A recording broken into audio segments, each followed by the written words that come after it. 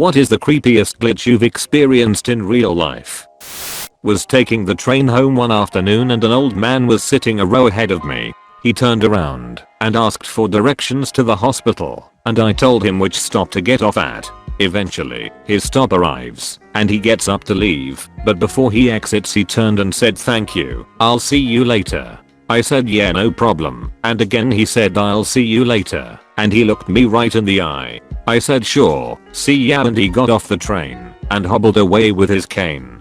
Thought it was a little weird he was adamant about seeing me around, but whatever. Freaky thing is, when I got off the train and to the bus station, about 5 minutes after boarding my bus, I hear a voice that sounds like the old man. I looked out the bus window and sure enough, he was there at the bus station. Same clothes, hat, and cane. I know it was the same guy, but with his walking speed and the available bus or train routes at the time, I have zero clue how he got to the bus station right when I did. There are no buses near the hospital that go to that bus station, and my train was the only train that had just arrived at the bus station. I had a dream about a coworker. She loved dogs and would always ask me to share pictures of my GSD and Labrador whenever we talk at work. In the dream she was on a couch crying. My Labrador is a very emotional, connected dog. She goes to anyone she thinks is sad, which is exactly what she did in the dream. My coworker looked at me and said, "Thank you for sharing her. I feel better about all of this now." I found out at work the next day that my coworker had tripped at the top of her stairs and died that night. The dream still freaks me out when I think about it. It was so vivid and clear. While this may not seem creepy, I can tell you the experience most definitely was creepy. This happened when I was 8 and working in the yard with my mom. My mother and I were doing the spring planting in the flower beds around the house. I went inside for a pee break, and on my way to the bathroom I had to walk through the living room. I entered the LR through the kitchen, looked up, and on the other side of the LR, I saw sitting on the couch none other than my sister. She was wearing her school uniform and was looking towards me, but not at me. Never said a word. Nothing really unusual, right? What makes this a glitch? My sister was hundreds of miles away at boarding school, not helping us plant flowers and certainly not sitting at the edge of the couch giving me a blank stare. My little 8-year-old self reversed course and locked himself in the half bath until he regained the courage to go back through the house and finish planting hostas. I had a dream an old friend, who I hadn't spoken to or seen around or anything in about 2 years, died, and I went to his funeral. I woke up and thought, whoa, that's weird, and went to check his Facebook to see what he was up to. He had gone missing a few days previous, but his body wasn't found until over a year later. In 2010 I was working for a transportation company as a dispatcher, and I walked out to go home one afternoon and my foot went through the paved parking lot. After I took another step I looked all over and it was all solid. It was a weird random thing, but I'll never forget it. One night my dad was tucking me in when I was 8 years old. He said goodnight and I replied goodbye. He asked me why I said bye and we laughed it off. It was just an accident. The next morning my brother found him passed in the living room. He had a heart attack in the middle of the night at the age of 48. Every time I just randomly think about the movie Groundhog Day, I see it everywhere. People mention it to me. It's on the TV, radio. I can't escape it. Reminds me of a weekend vacation my friends took, where we kept hearing the song House of the Rising Sun, to the point where we started to notice it. The last night we were there, we were just watching TV in our hotel room when an episode of, I think, Supernatural came on where that song precedes bad things happening. We were all a bit stoned, so it freaked us out. We were freaked out again when we heard it on the drive home. When I was a little kid, like around 6 to 7, my family got a pet hamster or gerbil or whatever. I remember the first day we got him. I played with him, went upstairs for bed, fell asleep, woke up, came back downstairs, and he was dead. I was really sad that the pet we had just gotten was dead, and my parents informed me we had him for a year before he died. I literally have no recollection of that entire year. I just get a hamster, fall asleep, miss a year of my life, wake up, hamster's dead. It's trippy thinking about it now. When my mom called to tell me that my grandpa died, I thought she said Papa died, and Papa is the nickname for my dad. I was crying uncontrollably, and when I finally figured out it was Grandpa, I was too embarrassed to admit that I thought it was my dad. I called him later and told him, and he just laughed. Anyway, fast forward 3 weeks and my dad dies too.